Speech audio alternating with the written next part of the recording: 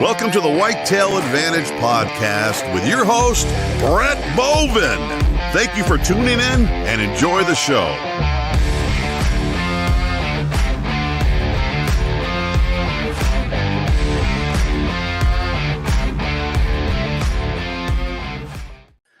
Welcome into the Whitetail Advantage Podcast. I'm your host, Brett Bovin. With me tonight, the Deucer is here finally. I mean, we kind of missed him. We kind of didn't. I mean, I know I didn't. Oh, I'm lying. I missed him a lot. He helps run the show. He's my right-hand man. So thanks for being here, Deucer. If this is your first time tuning in, thank you. And I'd like to ask, where have you been? Thank you for tuning in. Anyways, each week we cover a new state, dedicating 3 days out of the week, bringing in new guests. We do a live show Monday, Tuesday, and Wednesday at 9 p.m. Eastern Standard Time. Like I said, we bring on a new guest and we learn what they are doing to be successful out there. And we also learn what's the history of hunting out there in that state, and learn like what's going on in the law-wise, conservation side of it all. So it's nice to kind of get an update, and it's awesome to hear on how they're handling things out in business out there. We do ask, though, as the listener, ask one thing, is to put your quarter in the slot machine. And what do I mean by that is to help share the show. I strongly believe hunting is a dying lifestyle, a dying sport. I know that I believe that only because the numbers in Michigan are declining, especially in the youth and the people that started hunting and no longer in it anymore. So it's sad to see, and sad to see that all these kids now want to be on TikTok and sit on the couch all day. They don't want to go outside and have fun and enjoy the woods. But all I ask is just to help share the show. That's all I ask. If you can get us one new friend, we appreciate it. With that being said, this week, it's Tuesday, May 14th. We are in Maryland. Got an awesome guest tonight. We'll get to him in here in a second. We have, like I said, in previous shows, we have some things big happening here at Whitetail Advantage. Don't want to get too far into depth on some of it, only because we're still finalizing some deals. But with that being said, we are a part of the pro staff team at Gilly Puck. So if you use the code, producer, what was the code again? GP10? Run it on there. There we go. It's GP10. Some reason I was thinking it was something else. But let's take a quick second and let's run a quick ad for them, okay?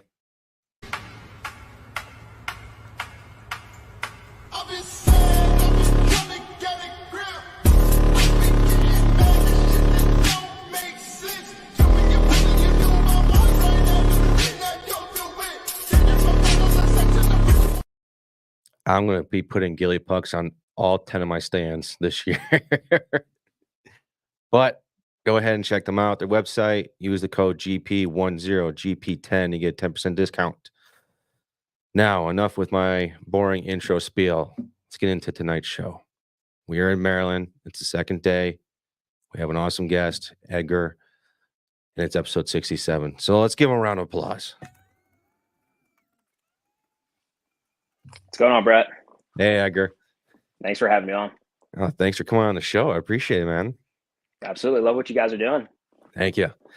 A lot of long nights. Let's say I get like 4 hours of sleep a night on top of 2 kids. So I'm trying to help out with that. And my brain literally just does not shut off. I'm trying to figure out how I can do things better because I'm always feeling like I'm behind. So yeah, I appreciate that. It really means a lot. Absolutely. So Edgar, for everyone that doesn't know about you, can you give a little background about yourself? Sure, absolutely. So I'm what they call a Dominican redneck from Baltimore City. I don't know how many of those you know, but no, I mean, just Baltimore born and raised, live a little bit south of there now, more in the suburban area, but I mean, concrete jungle, diehard bow hunter, again, just Marylander through and through. Haven't been able to spend too much time in the Maryland woods, unfortunately, the last 5 to 6 years. I'm also an active duty officer in the Marine Corps. So with that comes duties and responsibilities, which sometimes means less hunting, unfortunately. But I get in the woods when I can. Anytime I can make it back to Maryland. Now I'm kind of settled here for a little while before I deploy again here soon. But again, just diehard bow hunter. Grew up hunting in the Blue Ridge Mountains, where I think we can argue. I'm sure we'll get into it, a little bit later. But I think it's safe to argue that it's probably, if you can kill something in the Blue Ridge in some of those hollers, you can pretty much kill something anywhere. So I'll live and die by that. Yeah, I married into, my grandpa, he was a mechanic in the Air Force. My father-in-law that's now passed away, he was in the Marine. My brother-in-law, Marine. That's awesome. And a former law enforcement myself. My dad's 30 plus years of law enforcement. So I like to say thank you for your service, brother. Yeah, I appreciate it. And likewise, I mean, that's a lot of service right there. So it's good. Yeah. How long is a stint for you? So typically it's for officers, it's typically 3 years. Your order is usually 3-year increments. Now you only owe 24 months of that on your contract before you can actually decide to get out. And so on our end, we can actually just resign our commission. And so we'll submit that submission, and then you pretty much you're done once your end of service date hits. Yeah. Now, don't get mad at me for what I'm about to say here, okay? Promise. It's all love. It's all love. When I was a senior in high school, a part of me, because I really wanted to get to become a cop or a conservation officer, that was my diehard thing I wanted to do. Mm-hmm. But there was a part of me that considered joining the Army. I'm sorry about that. Well, actually, that actually worked out really well for you. No, I'm just kidding. It's always a running joke, but I have some great buddies that are in the Army, and I've served with some great guys, overseas and here, both in the Army and Air Force, and it's just all good banter between us, so it's good. Yeah, when I was in the police academy, all my drill instructors, they were all active or former Army, and we had two military Marine guys and one Navy guy. That's awesome. Yeah, so it was constant bickering back and forth between everyone. I still hear it from my grandfather. I really got to give it to him and my uncle, because I wouldn't be hunting if it wasn't for them. And my grandfather, he through and through Army. He reminds me of it every single time I see him. He was in the honor guard back in the 60s. And so it's cool hearing some of his stories from when he was doing that stuff and doing all the funerals, Kennedy's funeral and everything like that. So it's pretty good. Yeah. I don't think I should share that story live. I think my dad would probably kill me. I can tell you that story off air. I did off air. It's all good. Good. Before we get into our talk of Maryland, I do, because I know you and I talked about it off time, was the Alexander buck. What was it? The 10th? This article was posted May 10th, 7 o'clock at night, 6:30. There has been an update on it. And so for everyone that doesn't know, you must have been living under a rock or something. It's listed as of right now the third largest record whitetail buck ever taken. Now, the guy, Christopher C.J. Alexander from Ohio. He's now being officially indicted on 23 charges. And I was reading through it before I get into my personal opinion of when this first started. So you know how he said he shot this deer on his sister's property? On his sister's mom's, I believe. Oh, yeah. Or something like that. The wildlife officers were able to do some search warrants on his cell phone. They found his cell phone at the time of him saying that he shot it. It was 10 miles. Yeah, 10 miles from where he said it was supposed to be taken on private land. And the written permission that he so-called had was falsified. And now, I'll read off these real quick. The charges that he's facing now is 5 counts each of illegally hunting deer without written permission and taking possession of a deer in violation of a division rule, 3 counts of theft by deception, 2 counts each of hunting without a license, hunting without a valid deer permit, and tampering with evidence. One, I'm assuming that's a typo. 1 count each of jacklighting. I'm assuming that's spotlighting, right? I believe so. Theft, falsification, and sale of wildlife parts. And I think you told me this, or maybe it was Michael yesterday. He sold his antlers for $20K. Right. So I remember initially, so he'd actually killed that buck. I believe it was the same day that I shot my buck out in Missouri this year. And so I remember following the podcast like a couple weeks after, and he was talking about how he wasn't going to sell it. Someone offered him like 40 or 45 grand for it. He was like, no, like it means more to me. Like it's, it's a rack. I want to have the story, et cetera, et cetera. And that was kind of his story throughout his storyline with a couple of the outlets that he put it out with. So I guess that's news if he did sell it for 20K, because I know he said he turned down 40 or 45 initially. I don't care. So I don't like poachers. I think, in my opinion, F them all. If Cabela's offered me that money for my rack to be put in their store, you're selling me your store, and I'm going to own Cabela's. I'm not selling that thing at all. It's I know a lot of guys do it, and there's a couple collectors. I can't remember his name off the bat right now, but I know he has like a few of the top 10 largest whitetails killed. The actual racks that he paid for. I mean, the guy probably has, well into the hundreds of thousands of dollars into collecting these racks. I know you're talking about, because I watched a video of Whitetail Cribs, and he said that he'd collect and pay for a lot of these, and he had like his whole basement was like as big as my house, and he just had collections of deer. And I was like, geez, I wish I had the money to do that. It definitely takes that if you're going to get them all mounted. We know Right. how much they're running nowadays. So, and when I first was hearing about this and reading more about it, and they're accusing him of lying, my first thought was, all right, if he's lying, why is he going on all these shows and talking about the story and basically really exposing himself out there? And because if I was to be lying, which I wouldn't do that, I wouldn't be going out and doing these podcasts and telling the story. I would be like, oh, I don't want no one really to know about it. But I'll put it this way. I think it's hard. It's kind of greater than what we can conceive, because this is, and I love we're already starting this off with like a crazy poaching story, like third biggest buck ever killed. That's awesome.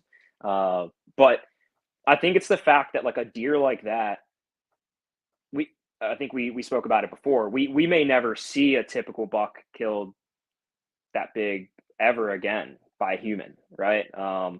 Maybe roadkill or something like that. But I mean, you're talking one of the biggest world-class whitetails we've really ever seen, at least since I've been alive. And so I don't think it was the fact of like wanting to hide it. I think once it got posted on that page, I think his buddy posted it on like an Alabama's whitetail page or something like that, Georgia whitetails page, and then just spread like wildfire. And so I think he just got attached to the fame with it, but again, there's kind of that other side is, it's alleged that he did it. He's being indicted now. But I mean, his storyline, there were bits and pieces that were a little skeptical when I heard it, 2 or 3 times. But I mean, for the most part, it was it lined up pretty well. And he was able to remember a lot of the details. So I think, like we said before, he's either the greatest liar in the world, or he killed one of the largest whitetails in the world. yeah, legally. and it's sad to see that this deer, like, I don't know if you can feel bad for an animal. I mean, but Absolutely. I feel bad for this deer, because now it's being wrapped into this bad publicity with it, when it should be like, all right, look at all these deer, and now you look at this deer, and now the history behind it has an asterisk next to it, Yeah, like exactly. Barry Bonds, right? So it's definitely unfortunate, right? I mean, that's something that everybody dreams of. I mean, when I saw the rack, I even asked myself, I was like, am I even hunting the same animal? Like, it was just, it's it's amazing. So it is a shame to see an animal like that go the way it is and have that publicity around it, because it does, in my eyes now, when you have the 16 or 17-year-old, kid in high school that wants to go ask for permission in that area, or really when it spreads all amongst the news, people that don't really know much about hunting may now see that in their local news, and they're now going to, deny this kid from a hunting opportunity, to bow hunt on their property, in the future. And so I think it has more effects than just a bad name for the deer, right? Yeah.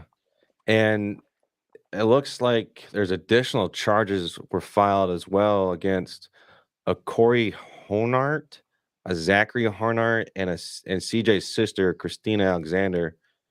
That was confirmed by a DNR chief. Looks like Corey's getting 8 charges, 4 counts Falsifying evidence or something like that. Yeah, looks like they're all kind of getting thrown into this mix as well.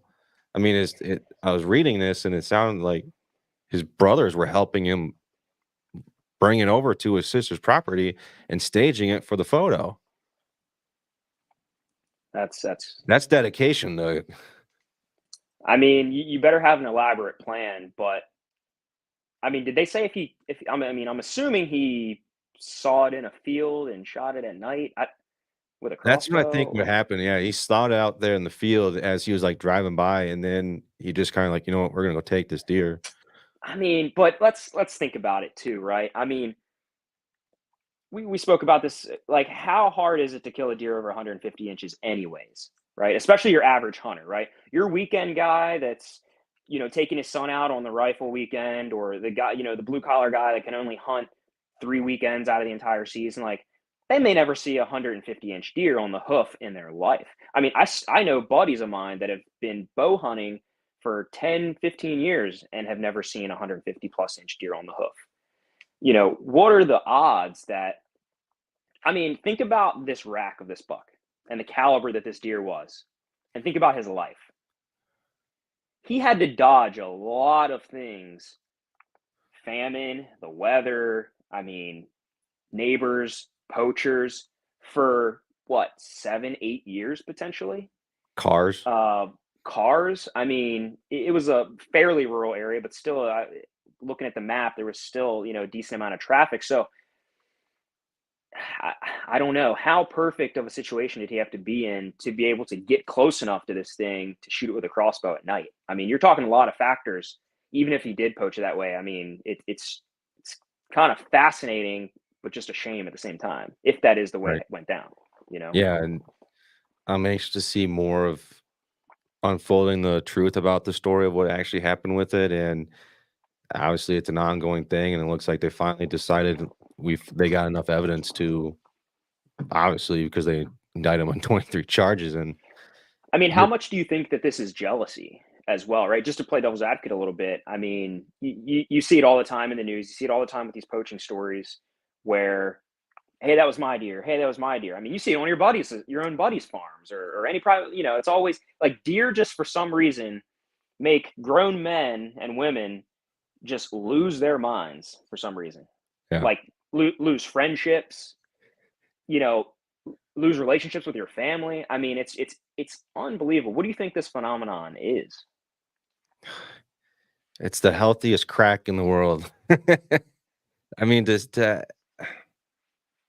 see this type of animal out in the wild,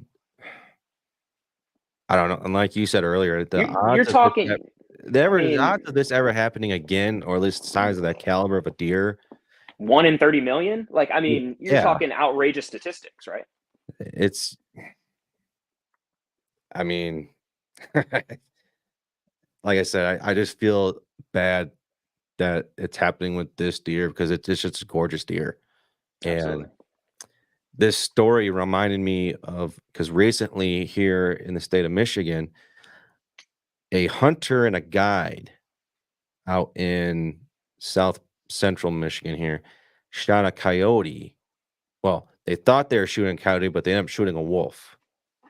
And I was reading some of the article, and it stated that one of the DNR guys said that you could clearly tell that it was a wolf. And I saw a photo of of the guy holding the animal, because everyone thought it was a coyote. It looked pretty damn near like a coyote, so I don't know what he was smoking, because they looked just dead similar. And like I said, totality of circumstances, something very big in law enforcement. Here in Michigan, you're not hearing of wolves being killed.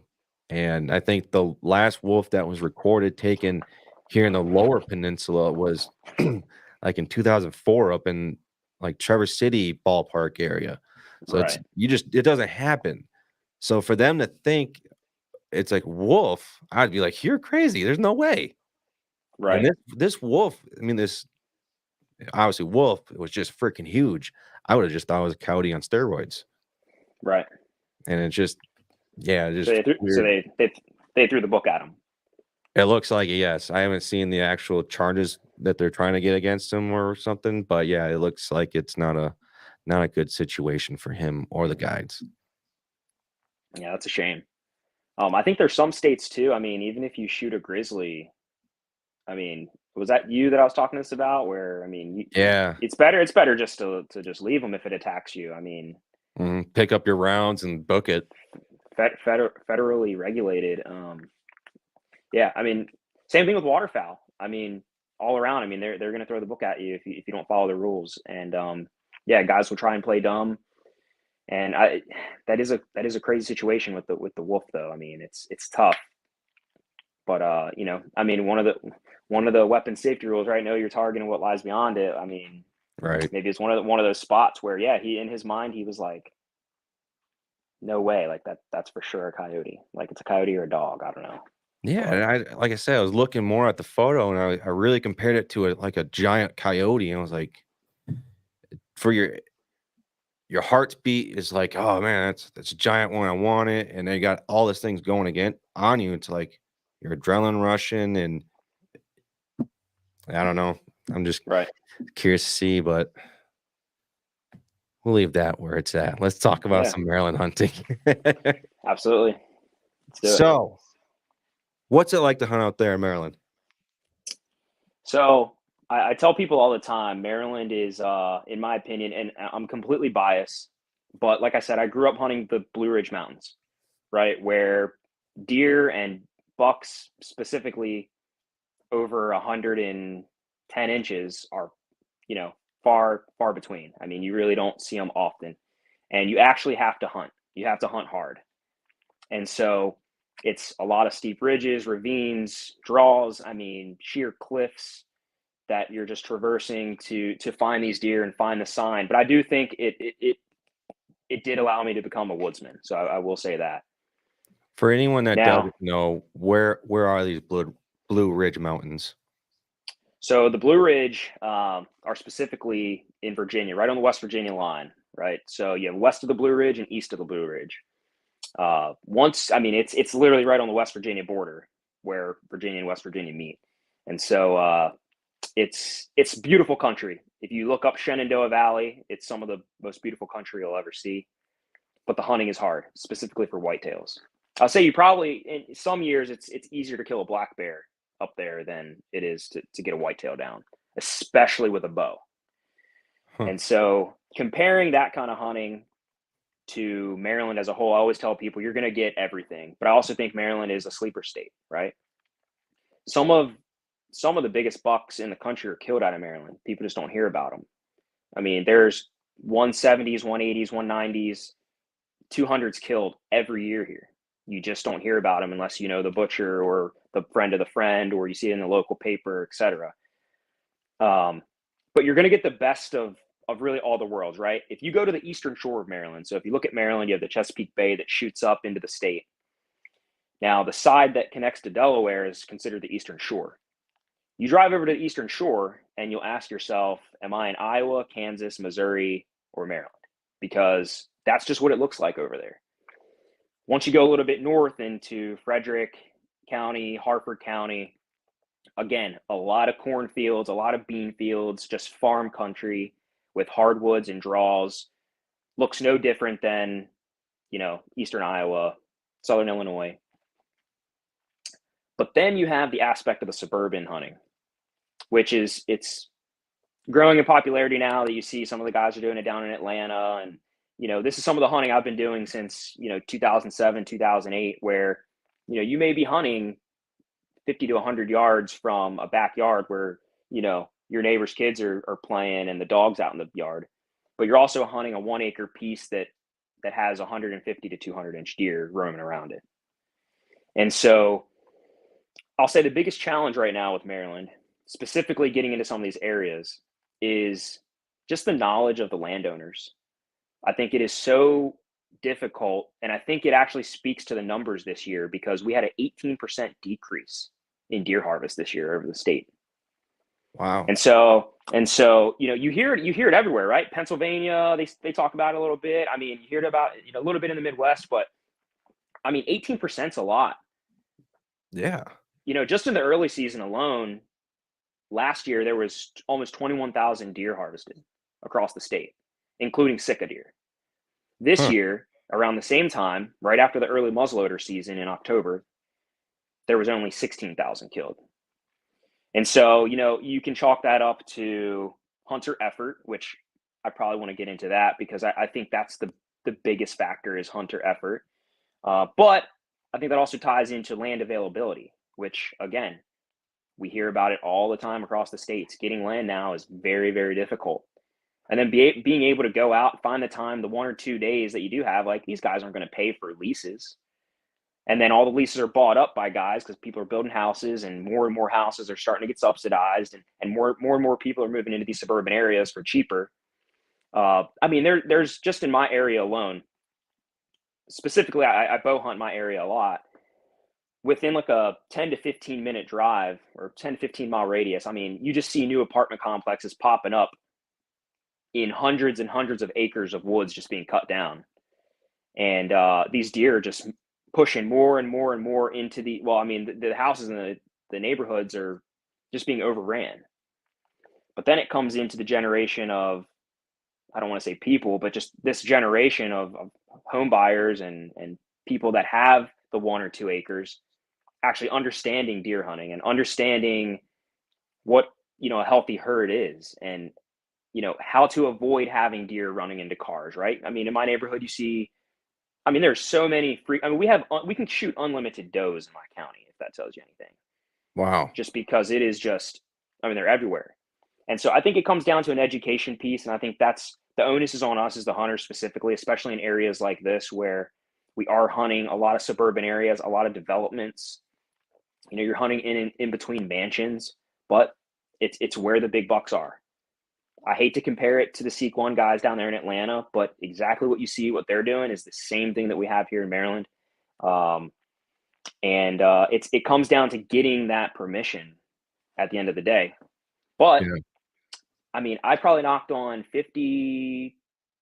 I took like a 3-week span where I probably knocked on 50 to 60 doors and got one yes, right? All the other no's were a conglomerate, but I'll tell you, it was the majority of, they just weren't comfortable with it because they didn't understand it. Like of hunting itself? Of hunting itself.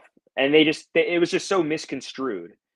And to them, just this super taboo thing. And so then you go and you try and explain it to them. But so to fully wrap in your question of what is it like hunting in Maryland, you really get the best of all the worlds.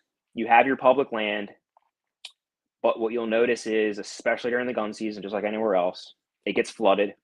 It's flooded with guys. Why? Because they can't afford a lease. Guys can't afford leases. There's not a lot of public land unless you hunt national forest land out west. We have a lot of Pennsylvania hunters that come into the state. A lot. They have like over 1 million hunters in their state. We only have that with the number. You know what I mean? We have a population of 5.9 million in the state or something like that. And just look at the disparity between the states. Our state gets flooded by non-residents, right? And I'm one of those out of towners when it comes to hunting the Midwest, so I can't really say anything. I've been blessed enough to harvest some really good deer out there, and they probably think the same thing. But I will say, in Iowa and Kansas, all those landowners can just chill out because they get to shoot 3 deer a year. So For us, we have to wait 6 years to draw a tag and somehow find some public land to make it happen. But so, Maryland it's an awesome state. I love hunting it just because, if I want to go run and gun it on public land, I can. If I want to hunt those rolling hills and creek bottoms and hardwoods, big woods, I can do it. But then I could also drive 30 minutes down the road and have my tree stand set up next to my neighbors with their permission, next to their yard. Yeah. And see, whatever, and have an opportunity at shooting a really big suburban buck. So it's just the best. It's just the best of all the worlds, and I love it. So it basically sounds like a kid in a candy shop, really. Like you can choose however you want to hunt out here, and you have the ability to shoot world-class deer out there. And the reason it's just, I'm assuming social media doesn't want to put any recognition towards Maryland. Or it's not like they just don't want to. It just doesn't happen out there. I think it's just a lot of these deer aren't really heard of. I mean, when you think of, I don't mean to interrupt, but when you think of big deer where you want to go hunt big world-class deer like that, your first thought of isn't Maryland. Your first thought is Iowa, Kansas, Missouri, and then maybe Illinois. But then outside of that, you get into like Wisconsin there, and Maryland wouldn't even, before talking to you, Maryland wouldn't even crack my top 15. Yeah, I mean, all three of these deer are Maryland deer. So for the listener looking at this, these deer on his wall are freaking huge. I mean, that left one with the red tag, that looks like it's maybe, let me try and guess. That's going to be close to 150. The middle one, one's going to be close to 145, and the far one 138. So I'll tell you, the one in the middle, it's kind of hard to see. He was actually a suburban deer, and I have a picture of him on my Instagram. This was a giant, and the story of actually shooting this deer was fascinating, because I almost didn't shoot him, and it was just a crazy story. But he's actually non-typical. That's a pedestal mount that's on the wall right now, so he kind of looks a little weird. Okay. But he's in the upper 170s non-typical. Oh, so I was way off. He has like you can't see it, but he has like a crazy triple beam that shoots out. Oh, okay. Of his brow. Yeah, it's kind of wicked. But but no, yeah, I mean, I just think that, yeah, some of these deer aren't really and whoever's listening is gonna be like, I'm gonna book a trip to Maryland. Well, you should, because we have some great habitat to hunt. But I mean, look at the deer number, or look at the deer numbers, right? Clearly hunters are quitting. So if you think you're going to come to Maryland and it's just going to be easy, I mean, that's just the wrong answer. You can talk to my buddy Andrew Yonker, one of the guys with Stricken Outdoors. He goes down and hunts those Sika deer every year, and he makes it happen. He's one of the few that I know that can do it, because I have some other buddies that go down there every year and hunt all these places down in the marshes, and they don't even see one. They call them the marsh ghosts, swamp ghosts. So it's fascinating. It's really a great state. And even on the whitetail side, look at the Dale Gertz buck. And that deer was like 209 and 7/8. I think it was at one point the Maryland state record for non-typical archery. But again, that's a pretty suburban buck. I know where that deer was killed. Not far from where I'm at right now. And I'm telling you, you would be fascinated if we were driving down the road and I told you that deer was killed there. You'd be like, no, it wasn't.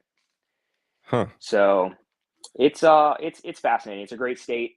We clearly are having a decline in hunters, and in my opinion, I think I know the reason. I think DNR will tell you, oh, the acorns didn't drop good this year, and this and this and this, and it's like, just look at the early season numbers. There's no acorns that time of year anyways in September. Like, it's the guys that don't want to go out there and put the effort in anymore. And I think there is something to say that it could be due to the land issue. But I also kind of see that as an excuse, because I know guys that do hit the public lands early season. I'm one of those guys that hit the land public season. I do my scouting in the summer. I set my trail cameras up, and I put the formula together to hopefully see a deer. I mean, at the end of the day, it's divine intervention if I can even draw back on one. So, just because I suck. But no, seriously, I think a lot of it is hunter effort because the tools are out there, but it's just the guy, does he want to wake up?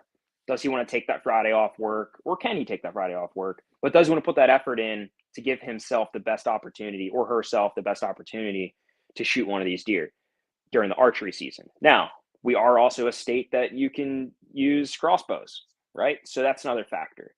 I think that's a whole other discussion amongst itself. Yeah. We can have that discussion if you want. Oh, of course. I think it's hunter effort. I think there's a lot of guys that just don't want to go out in the 95-degree heat and put in the prep work during the summertime on the weekends and set themselves up for success come September 7th or 8th, or whenever the season opens. And that's a good point. Hunter effort, in my opinion, the reason why, at least what I'm seeing here in Michigan, you see the numbers declining, especially, I'm just going to mainly focus on the youth, because they kept drawing back the younger age. First it was 14, then they moved it down to 12, trying to get the youth more involved, but they just kept seeing a decline in numbers. And then when COVID hit, obviously that's going to spike a little bit, but that's an outlier because no one else can really do shit. And now they said outside of that, you take that year away, and now the numbers are going back down to what you were doing. In my opinion, like you said, no one wants to put in the effort anymore, and they just feel like, oh, no, I didn't realize it's going to be this tough, or I just want to go get a deer. And now you got kids wanting to sit at home watching TikTok all freaking day long and you be lazy. And then you see the satisfaction of these guys shooting these world-class deer, and they're getting it done within 30 seconds on a short or a short reel. And they think, all right, I'll go try it one time. Oh, nope, I didn't see anything, so I give up.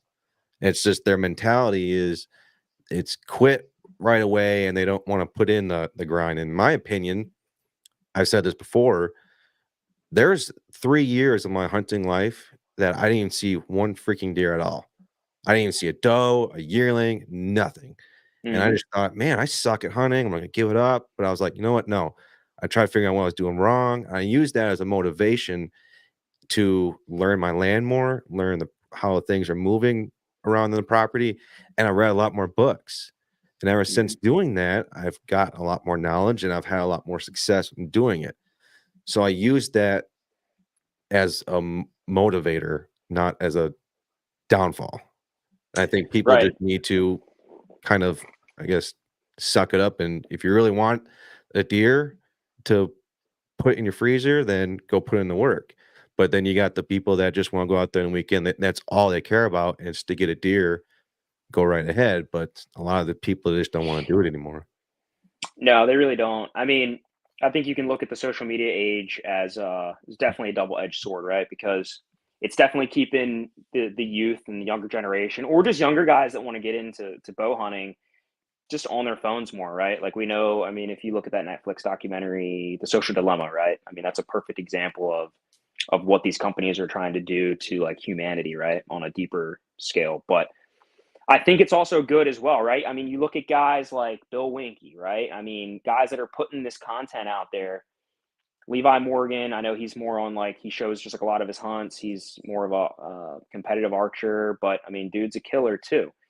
And I think when it comes to the ambassadors of the industry, I mean, and guys like yourself, right, that have these platforms and are spreading the word, is that's like the target focus are the younger generation, because they're the ones that are going to teach their kids and their kids' kids, etc. I think we were fortunate enough, and I don't know too much about your hunting background growing up, but I know for me, you know, my grandfather was, you know, he's a down home redneck. You ain't going to tell him nothing, you know, but he's a learner. And, you know, he had to learn the hard way back when they were wearing flannels and blue jeans, walk around with their 30-30 with iron sights. And they were still making it happen. You know, these guys were still weathering the winters up there in the Blue Ridge, where some of those hollers don't even see sunlight, right?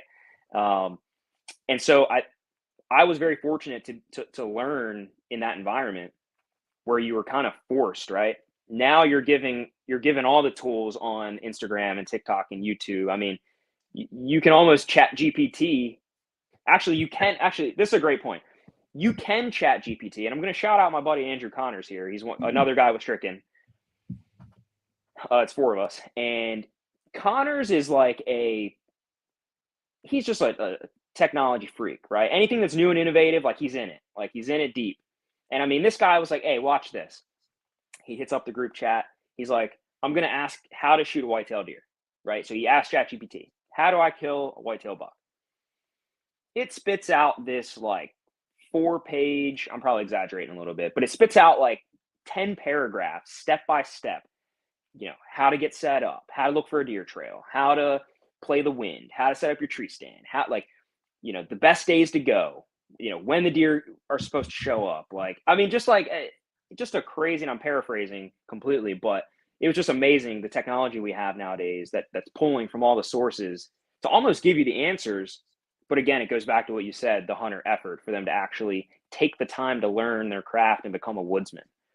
It isn't as easy as seeing something on YouTube and going out and to do it. Do I think that supplements? Absolutely, because they see it pop up on their feed, and then they just get this tumbling effect of hunting ads and all the YouTube channels and all the ambassadors and the guys that you see that are in the hunting industry, good or bad, that are conveying that information for them to kind of get into the sport and the tradition of it. And I, honestly, I don't even want to say sport. That's probably a bad thing to say, because I think it's a lifestyle, and I think you really have to be into it. I don't think you can just be that weekend hunter.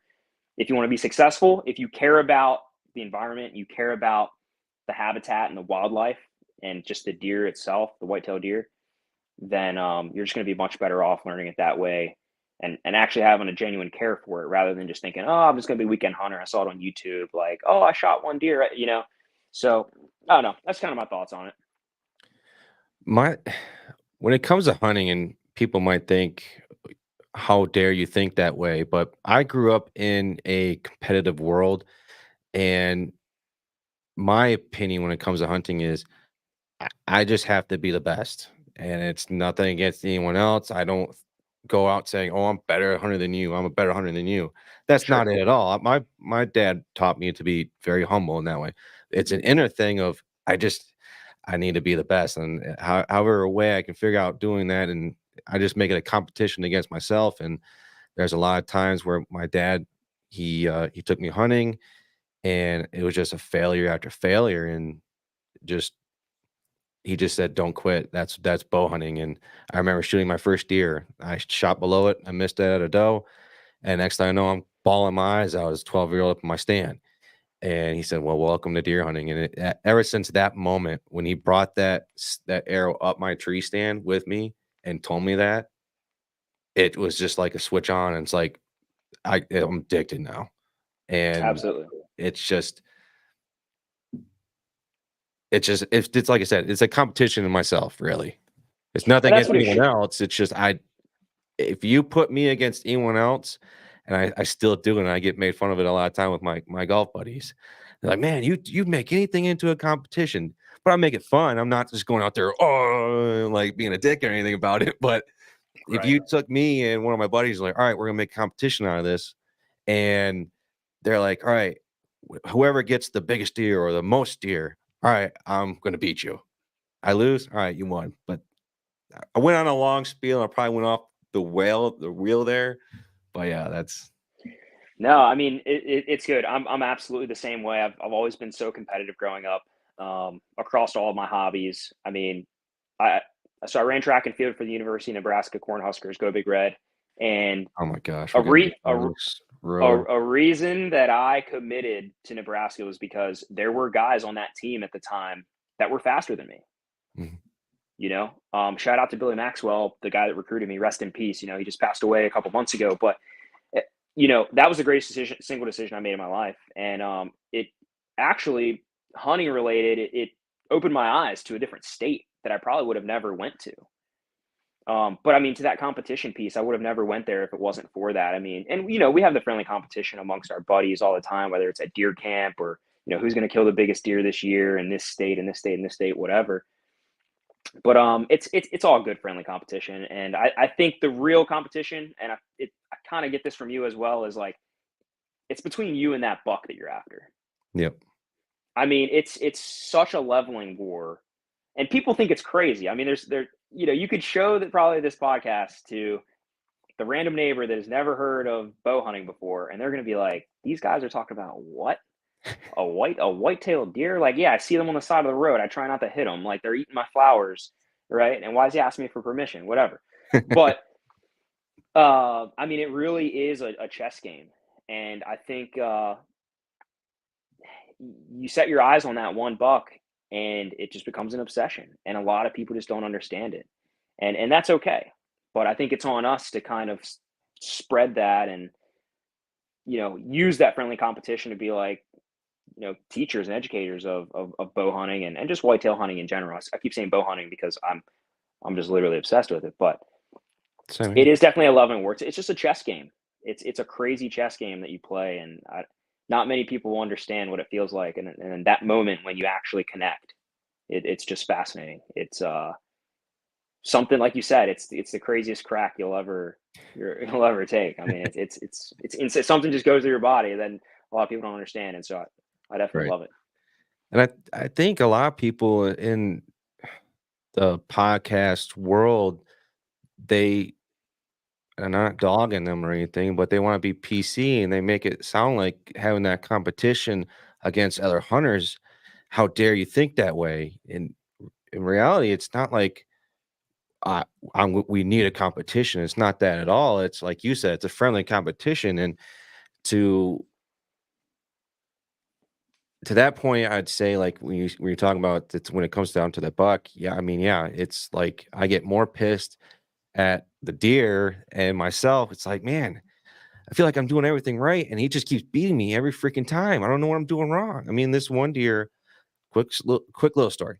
I named him. My wife named him Geronimo, and the reason I don't have much history with him, the only reason I like to say I have history with him, is because the very first photo I saw of him, he was next to my tree stand where I have my trail cameras, literally right behind it. I was like, oh, this deer is just beautiful, giant, probably was close to 185, 190. And I'm like, he's right next to my stand. He's literally, I'm looking down if I'm sitting in my stand. Hunted him that whole year, never saw another photo of him, never saw him out in the woods. No, actually, no, I take that back. I saw him opening day on the field plot that I was hunting on. But outside of that, it was too dark and I couldn't get a shot off. After that, never saw him again. Then I got a photo of him again last year, and I was like, all right, another game time. The entire year goes by. No one's getting a photo of him. I'm not seeing him out in the field, nowhere. And I'm only after this buck. And I'm just getting pissed more and more every day. And it's like, man, They're fascinating. I mean, they're some of the most resilient and intelligent big game animals in North America.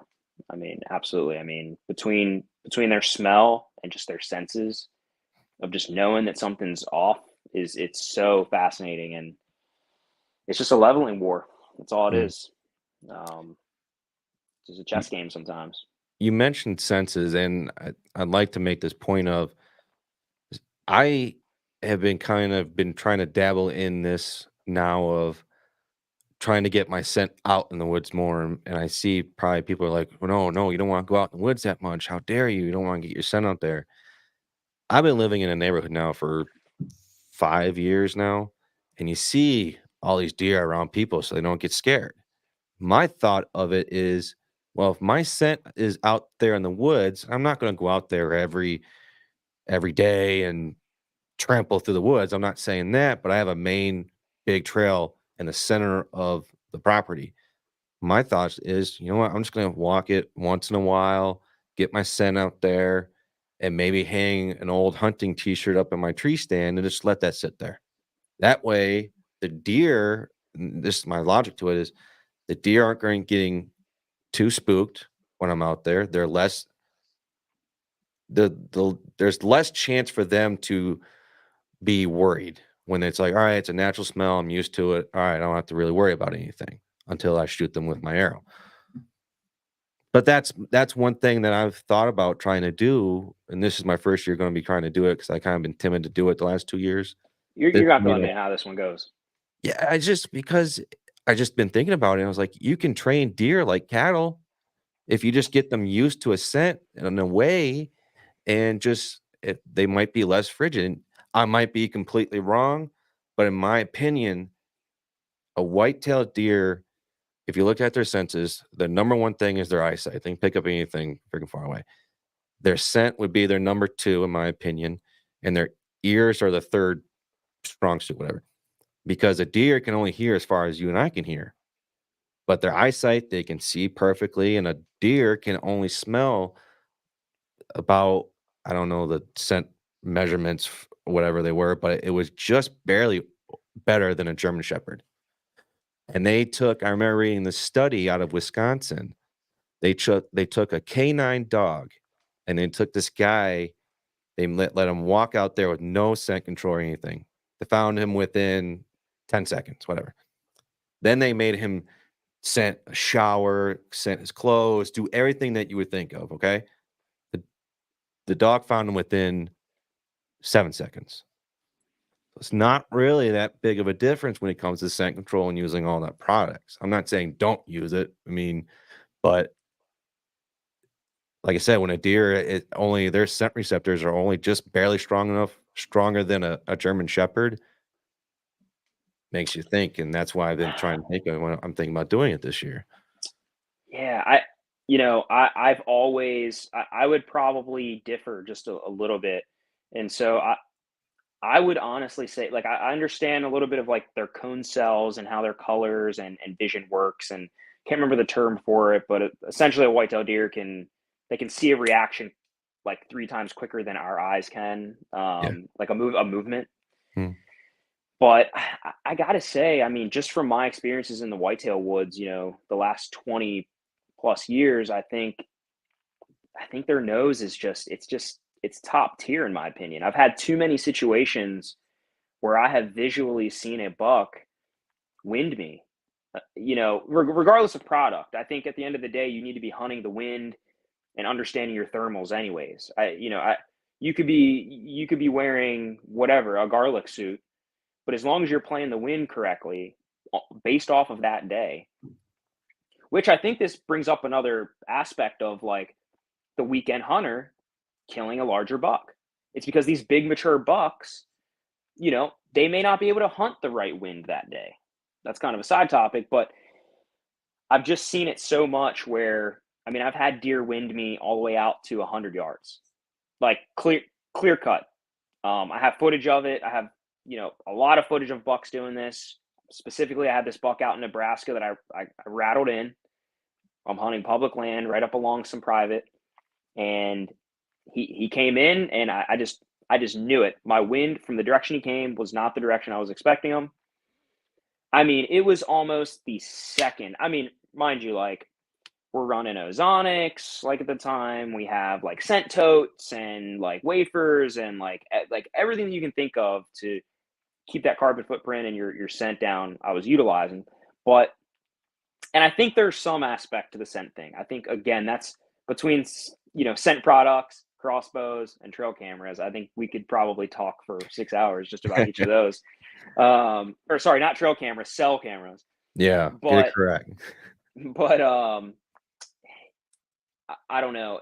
And I've just had so many deer just wind me in spots where clearly my wind was wrong, right? Whether it was swirling in their direction. And I mean, it's just so instant. I mean, they'll give that little shake, their senses will just back them up, and then they'll just hightail it out of there, whether they see you or not. But I don't know. You see it a lot too, whether you're tracking a deer, whether you're doing some scouting, you'll just see a hot bed 200 yards from where you walked in at, right? That deer probably didn't hear you, especially if it's down in a bottom or something like that, right? It's probably because your scent was blowing his direction and he got up and walked away. So I don't know. I think we could agree to disagree on that one, but I really think that their scent is just top tier. I mean, again, all their senses combined are what make them such a challenge anyways. And I'm not saying their scent isn't top tier. I'm just saying that's interesting. I will say though, that's interesting putting. I see your aspect of like, let me have the younger deer associate my scent as they grow, kind of thing, right? So then they associate it with not danger. Yeah, and they get Kind of, used yeah. to it, so they're not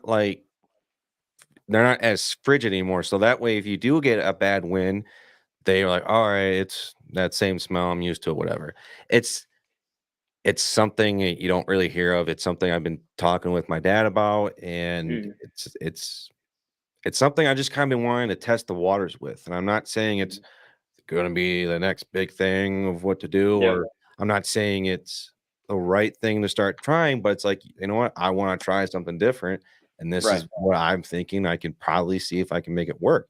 I'm not going to just do it 1 year and be done. I'm going to do it. Right. And I'm not, like I said, To I'm not test going to it go out out. there and just throw everything, but I just want to see, just test the waters a little bit. Right. You have to let me know the results of that one. I'm looking forward to that one, Brett. That's gonna be good. That's gonna be good because you know what? Maybe it's crazy. It sounds crazy enough. It might just work. Sometimes those just work out for the best sometimes. Well, I'll tell you what. I'm glad I did not have any human scent around me when I had some of some of these deer around me because they were hard enough to kill.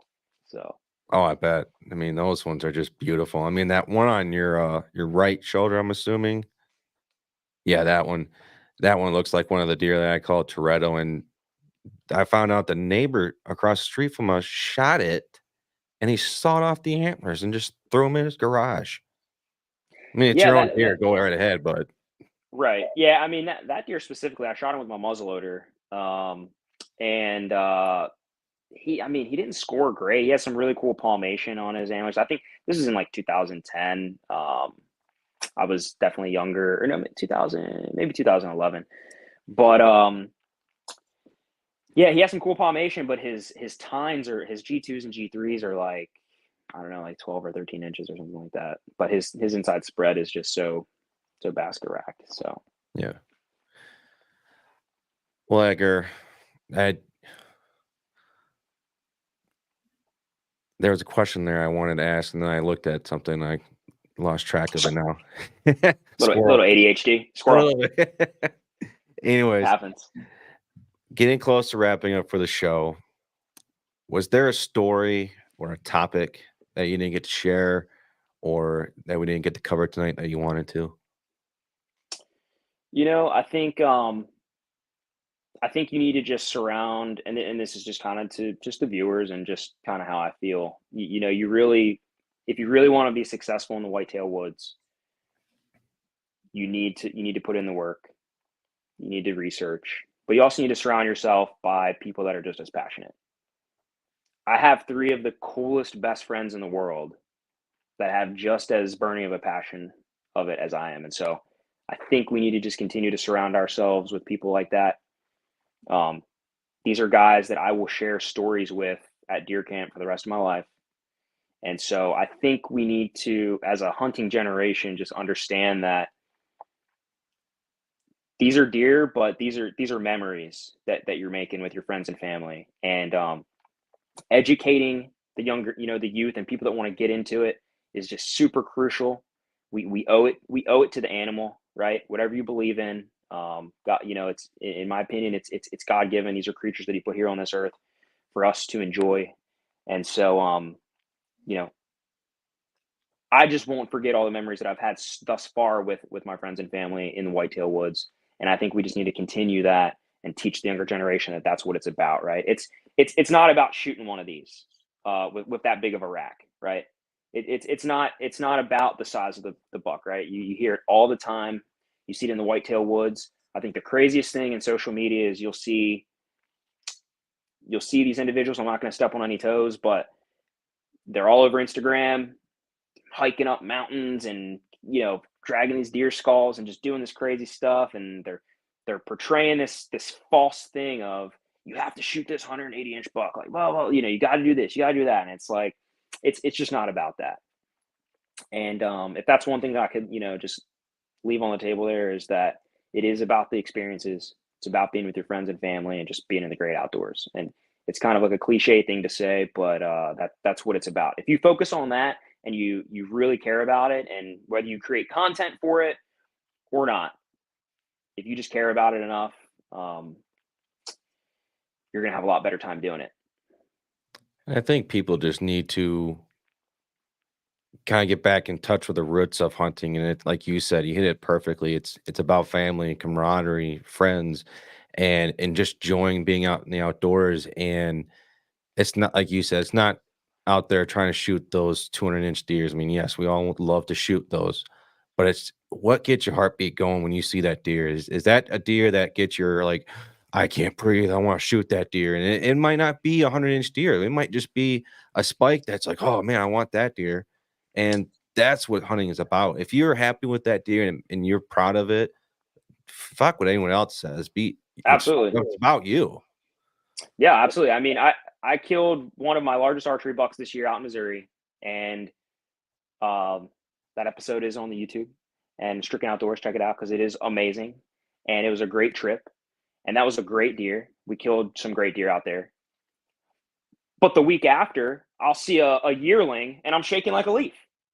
Like that's just how I am. Like yearling or not, like it doesn't matter. Like I could have seen it the day after. I mean, actually, you know what? It was the day after because we went into the rifle season that weekend, and the second these two yearlings came out into the field, I just lost my mind. And so it's a crazy thing. If you love it enough, you're going to continue to have those feelings. And yeah, I mean, you said it best. So it's good. There was a comment, producer. Can you pull that up? That someone looks like they wanted to ask you about. They're asking, without giving your spots away, whereabouts in Missouri do you come to hunt? I'll just leave it at the state of Missouri. I'll leave it at that. It's the woods. We'll leave it at the woods. I mean, I'm not going to give specifics out, right? Because at the end of the day, people will go down this wormhole of, oh, I know where he's hunting at. Oh, I've seen this deer on Instagram and YouTube, and oh, I know a friend of a friend. It's a small world, believe it or not. And Missouri, I will just say this: Missouri is a great state to hunt. It is an over the counter state, but anywhere you hunt in Missouri is going to be good. Doesn't matter. It really doesn't. But yeah, I'll kind of leave it at that when it comes to places in Missouri. I mean, you just have to. You got to keep the integrity of of the land. And again, I mean, it's another state that is. I mean, well, it's the show me state, right? I mean, it's an over the counter state that you can really get on some really good public land and have an opportunity to shoot a really great deer. I mean, I killed 160-inch full velvet 8-point one state over in Nebraska on public land. On like a 3-acre piece of public land that was just connected to a WMA. You know what I mean? So it's like it goes down to the hunter effort again. It just wraps around. Is like if you want it bad enough and you really want to put in the work and you want to suck it up and be out there in September when people don't want to be there in 98 degrees and mosquitoes and ticks, that's the time you're going to shoot your big bucks. Pattern them early and just make it happen. But any of those states are great. I mean, Missouri, Nebraska, Iowa, Illinois, Kansas, you can't go wrong with those states. But you can't sleep on Maryland either. No. And just something about shooting with a bow. Like I said, I'll never hunt with a gun. It's something about that bow, man. Like I said at the beginning, it's hunting with a bow and hunting in general. It's the healthiest version of crack. You just get addicted to it. It really is. I mean, I think a perfect example, I still go back and watch it sometimes, is just the reactions of, we filmed an episode out there. I shot him out, Landon Briggs. He was our camera guy out there this year in Missouri. And man, some of the reactions are just fascinating. I mean, after I shot mine, I was freaking out. I mean, I was absolutely freaking out. Like I was freaking out so bad that like camera guy couldn't even get me focused on the camera because I was just shaking like crazy in the tree. And then my best friend Josh, he shot his deer. I mean, the guys, I mean, it just hits you different when you see your boys just connect on one and just see their reaction and their joy from just like a lot of the hard work that was done to make it happen and come together. It's just amazing. So, they say once you stop having that feeling, you'll quit hunting, but I don't think I'm ever going to get it. So I don't think that I will either. And I think sometimes you get to the point where it's like you get more excited when you see your buddy succeed. absolutely. Like if I saw you out there succeeding, I'm gonna probably be more hyped than you are. I'd be like, let's go. Absolutely. Absolutely. That's what it's about. So, Well, Edgar, I do want to say thank you for taking the time to come on the show. I really appreciate it. For anyone that wants to follow you or get in contact with you, how can they do that? absolutely. So, if you go to Instagram at Stricken Outdoors, YouTube at Stricken Outdoors, you'll see a lot of, myself, Andrew, and Josh. We're the 4 guys that are running that thing, and we're just creating some good content for really for our memories. It's just 4 guys doing what they love, creating content for the outdoor space to enjoy. And then also, if you want to follow my Instagram as well at Edgar Martin Hunt, that's another one that I post during the deer season. I post a lot of updates and bow builds and gear reviews and just random stuff, whether I'm in the tree. So you can message me, DM me. I get questions all throughout the hunting season, and it's amazing. I had a few kids, that reached out to me. They're like, "Hey, you shot some big bucks. Can I have some tips?"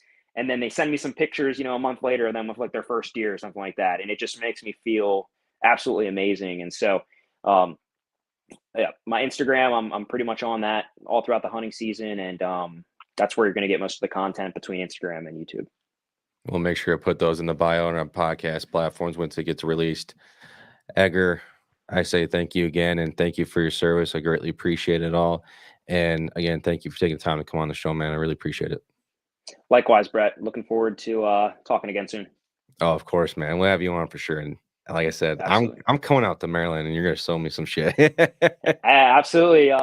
It's open rain. I am gonna miss a little bit of the deer season this year, unfortunately, due to deployment obligations. But we'll get a month or 2 in, and hopefully we can make it happen on a early season whitetail.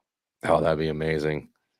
So, all right, thanks, absolutely. Edgar. Have a good rest of your day, buddy. Yeah.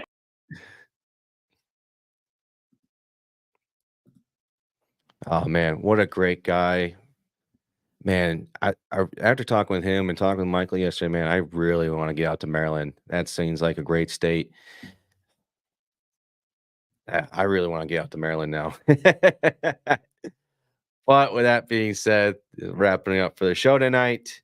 Thank you everyone for watching. Thank you for tuning in to the show. Please put your quarter in the slot machine. I ask that you help share the show. Please help us get 1 new friend. That's what we ask here. Outside of that, again, thank you for tuning in. And producer, no, we'll save it for next time. Producer, let's roll it out for the night.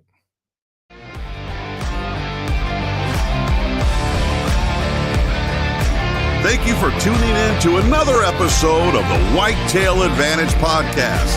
We hope you enjoyed the show, and we will see you next time.